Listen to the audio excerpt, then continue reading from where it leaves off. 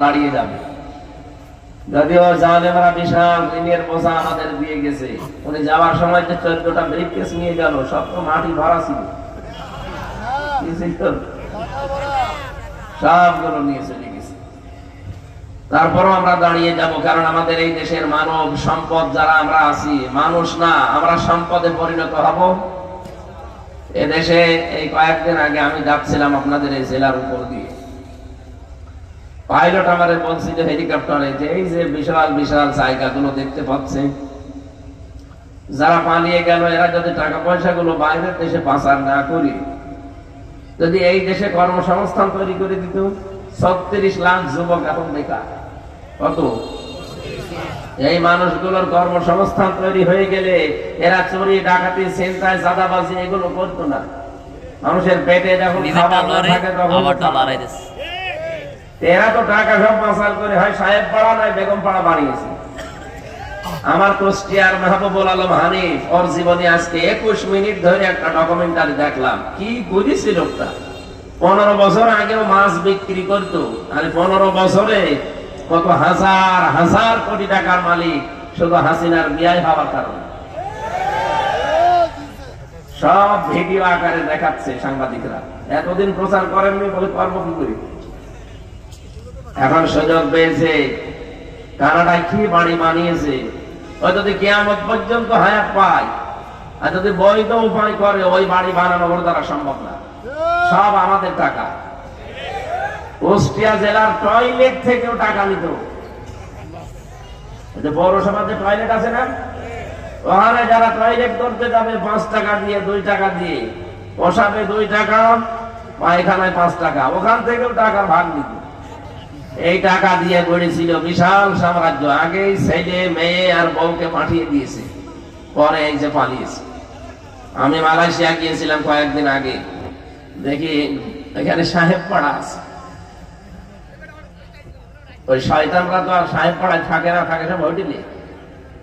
যেই হোটেলে উঠে নিচে নেমে দেখি 2 শয়তান বসে চা খায়। কি গো এখানে? হুজুর আমরা আগে পালিয়েছি, দিনকাল ভালো না বুঝতে পারছিলাম, এই জন্য আগেই পালিয়েছি। কেন সাহেব পাড়ায় থাকবেন না? হ্যাঁ, ওখানে থেকে মায়ের খাবো। এদেশেও বাঙালি আছে, ওখানে তালা মারা সব। যদি দেখে যে বাড়িতে আমরা আছি, পিটিয়ে ভক্ত মানিয়ে ফেলবো। কি করলেন আপনি? টাকাগুলো যদি দেশে কাজে লাগাতেন, এভাবে পালানো লাগতো না। আর এই মানুষগুলোকে বাইরে যে অনেকে ঝাড় দেয়, রাস্তা ঝাড়ু দেয়, টয়লেট পরিষ্কার করে, বাংলাদেশ থেকে যারা বাইরের দেশে যায়, বহু মানুষকে আমি দেখেছি। এরকম কাজ বাইরে যে করা লাগতো না, নিজের দেশে অন্তত সম্মানজনক একটা কর্মজীবন তৈরি হতো। তারপরও শয়তানরা যখন সব নিয়ে গেছে, এখনো যা আছে, আমাদের 18 কোটি মানুষের 36 কোটি হাত আছে। এই হাতগুলোকে আজ আমরা কর্মের হাত বানাবো, তাহলে এই জনসংখ্যা জনসম্পদে পরিণত হবে ইনশাআল্লাহ। বানি আদম, মানুষকে আল্লাহ বলেন আমি সম্মান দিয়েছি। সুতরাং মানুষের সম্মান নিয়ে ছিনিমিনি খেলা যাবে? আরো জোরে বলেন। এদের সম্মান দেওয়া লাগবে। সম্মানিত মানুষদেরকে যারা সম্মান দিতে চান না, আল্লাহ উল্টা করে তাদেরকে ওই বিপদে ফেলে। এই যে কুমিল্লা জেলা না, এটা এর পাশের জেলা চাঁদপুর, ওখানে আল্লাহর এক মহিলা ওলি ছিল, বলতো ফিটনেস বিহীন বিএনপি, লাইসেন্স বিহীন জামাত। কি দীপমণি? আমি এই যে মামলার হাজিরা দিতে যাই, তো ওই আল্লাহর ওলির সাথে দেখা হয়। ও যা যা বলেছে ওই কথা আল্লাহ ওর উপরে এখন উল্টো করে ফেলিস। ওর এখন ফিটনেসও নেই, লাইসেন্স নেই। চেহারার যে অবস্থা, ফিটনেস আছে শুকিয়ে গেছে, আর লাইসেন্স তো নেই। জালেমদেরকে আল্লাহ এত করেন পরিণতি দেবে ভাবতাম, কোরআনে পড়তাম, কিন্তু মনে হয়তো আরো দেরি হবে। এত তাড়াতাড়ি আল্লাহ দিয়ে দেবে আমি জানতাম না। যা যা বলেছে ওরা, আল্লাহ মনে হচ্ছে ওইটা উল্টিয়ে ওদের উপরে কাজে লাগাচ্ছে। বলেন তো এখন বাস্তবে আপনি অন্যদিকে নেবেন না। এই দীপমণি, শেখ হাসিনা, আর একজন তো আল্লাহর ওলি মরিয়েই গেল, মতিয়া চৌধুরী, ওটা নাই, গেছে গেছে, আল্লাহ যা করে করুক। এই যে 2 জন এখনো বেঁচে আছে, এদেরকে কেউ কাজের মহিলা হিসাবে বাড়িতে এখন নেবে? বলে যে ভাই এটা একটু নেন, কাজ করে খাবে, তাও নেন, কারণ চেহারার ফিটনেস হবে, লাইসেন্স হবে। এই মানুষগুলো কত মানুষ কত জীবন নষ্ট করার পেছনে কারণেরা আপনি জানেন? শিক্ষা ব্যবস্থায় বসেছিল এই মহিলা, শিক্ষা তাকে ধ্বংস করে ফেলছে। এরপরে যে শয়তান হাতে নিয়েছিল শয়তান ইসলামের সদস্য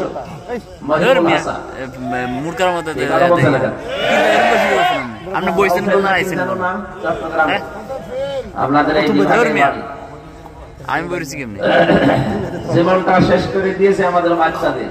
ক্লাস 8 এর বই পড়াছি তো, একটা বাবা যদি শিক্ষক হয় তার মেয়েকে যদি পড়ায় ক্লাস 8 এ, জীবনও পড়াতে পারবে না, এমন এমন কিছু ওরা দিয়েছিল। নাউযুবিল্লাহ মিন যালিক। আল্লাহ আমাদের হাতে ধরে বাঁচিয়েছে।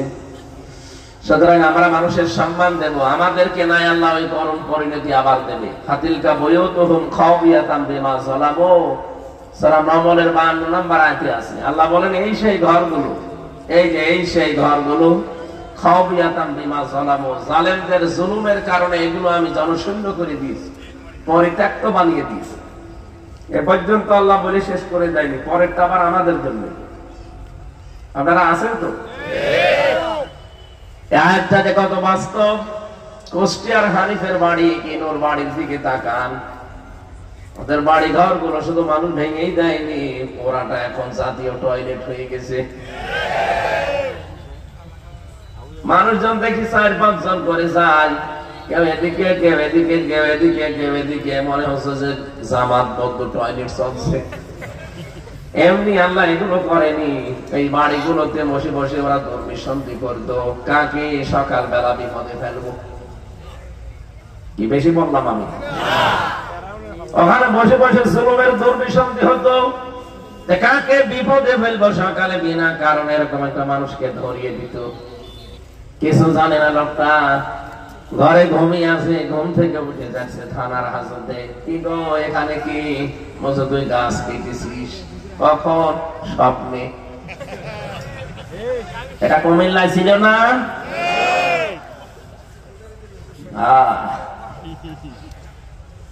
আমারও নিয়ে আসলো বাড়ি থেকে কুষ্টিয়ার সেই হালসা ডাবিরা ভিটা, সেখান থেকে নিয়ে এসেছে। পরের দিন পেপারে শয়তানরা দিয়েছে, ওনার আমরা চৌড়হাঁস থেকে নিয়েছি। পুরাটা মিথ্যা কথা, যেহেতু মিথ্যা ওরা বলে কি করি। শয়তান মাঝে মাঝে আমার মনে হয় চিন্তা করতো যে আল্লাহ আমি এই দেশে থেকে করবো, আমার চাইতে বড় বড় শয়তান এখানে আছে, আমিও জীবনে এত মিথ্যা কথা বলি, আমি অন্য দেশে যাই।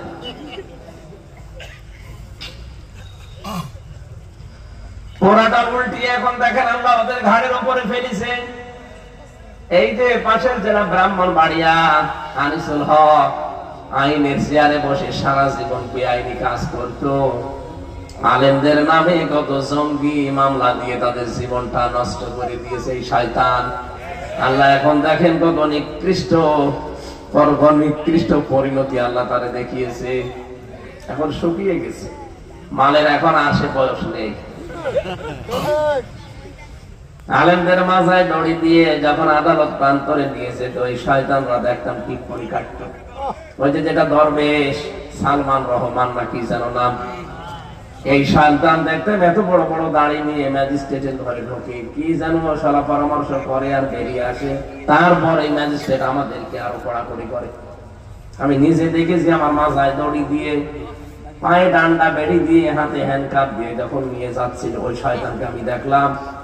ও ম্যাজিস্ট্রেটের ঘরে ঢুকে কি যেন বলে, বেরিয়ে আসে সারা পরামর্শ করে, আর তখনই ওরা আমাদের বিরুদ্ধে কঠিন কঠিন রায় দেয়। আমার মনে হয় ওরা যদি এরকম কিছু না বলতো, যে ম্যাজিস্ট্রেট ও নিজের মনে যদি রায় দিতে পারতো, ও ন্যায় বিচার করতে পারত।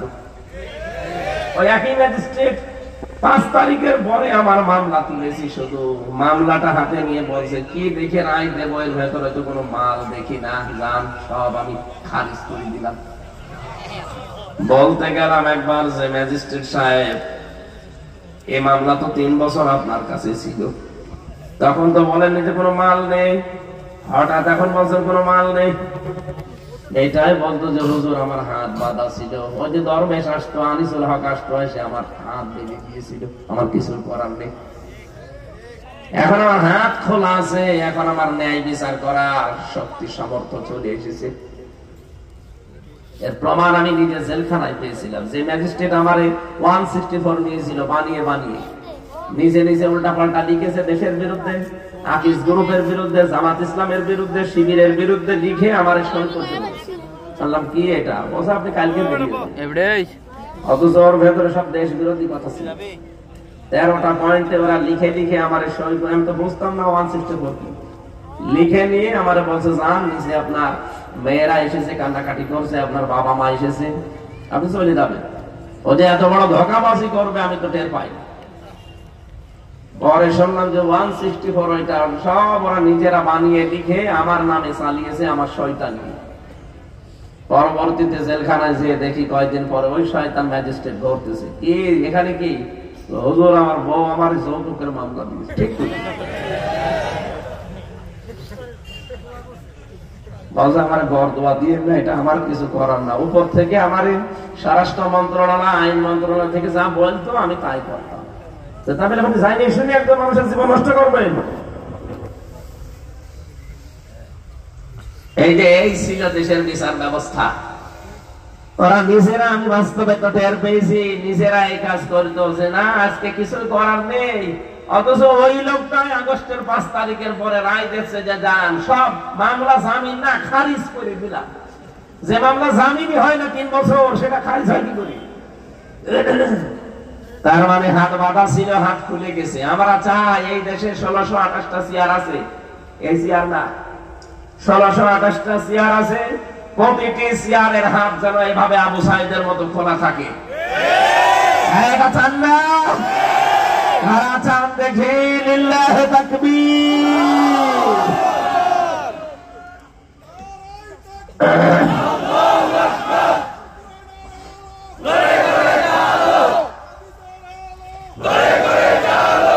আলহামদুলিল্লাহ। আমার ভাইরা আল্লাহ এখানে হাতের আঙ্গুল এভাবে দেখাচ্ছে, এখানে কত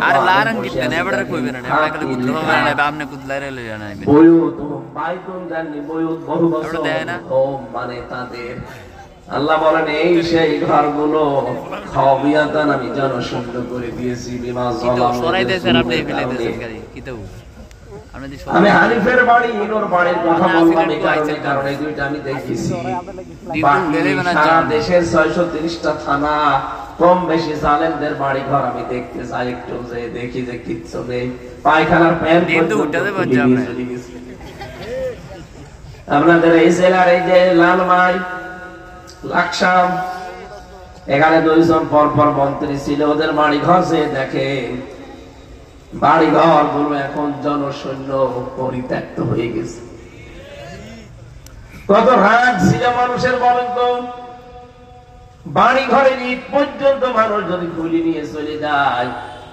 আল্লাহ বলেন এটা করেছিলাম এই কারণে, কারণ যে জায়গায় জুলুম হয়, অত্যাচার হয়, ওই জায়গাটা অভিশপ্ত হয়ে যায়। কিন্তু দুঃখজনক হলেও সত্য, এই আজকে দেখলাম আয়না ঘরের দৃশ্যগুলো অনেকে এখন রং করে মুছে দিয়েছেন। ওখানে অনেক কয়েদি যারা 14 বছর 12 বছর 10 বছর গুম হয়েছিল আয়না ঘরে, তারা কত কিছু লিখে রেখেছিল, ওই কথাগুলো দেখলাম মুছে মুছে দিয়েছে। আজকে পেপারে ছবি বেরিয়েছে। কেন মুছে দিলেন? জালেমদের এই নিশানাগুলো মোছা ঠিক হয়নি, এগুলো দিয়ে বিচার করার দরকার। কত কঠিন বিষয়। মার বাবাকে এক রুমে আটকে রেখে দুধের শিশুকে আর এক রুমে রেখে দুধ খেতে দেয়নি মায়ের এই মহিলা। আন্তর্জাতিক রিপোর্ট বের হয়েছে কালকে যে ছেলে মেয়েকে দুধ পর্যন্ত খেতে দিত না বাচ্চাদের, মা বাবাকে ব্ল্যাকমেল করে বলতো এটা বলা লাগবে, নয়তো আপনার ছেলে মেয়েকে দুধ খাওয়াতে পারবেন না। কত নিচে নেমেছিল মানুষ। আমি নিজে